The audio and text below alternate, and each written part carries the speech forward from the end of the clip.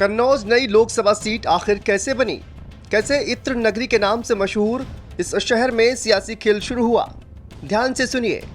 देश की सियासत में भूचाल लाने वाले राजनारायण बनाम इंदिरा गांधी का किस्सा तो अमूमन सभी को पता है, लेकिन इंदिरा से पहले एक और दिग्गज नेता का चुनाव अदालत की चौखट पर पहुंचा था और उसे कोर्ट से हार का सामना करना पड़ा था। हालांकि फैसला आने तक उनकी मौत हो चुकी थी, इसीलिए इसे बहुत ज्यादा चर्चा नहीं मिली।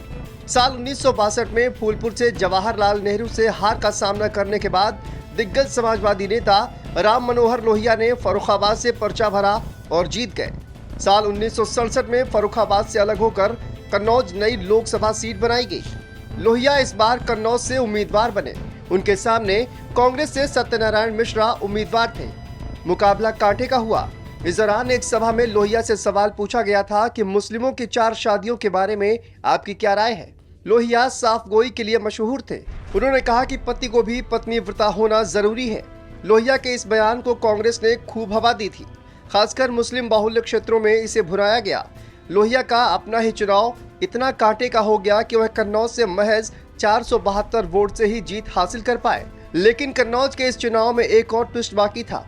कांग्रेस के उम्मीदवार एसएन मिश्र ने चुनाव में धांधली का दावा करते हुए लोहिया को गलत ढंग से जिताए जाने का आरोप लगाया।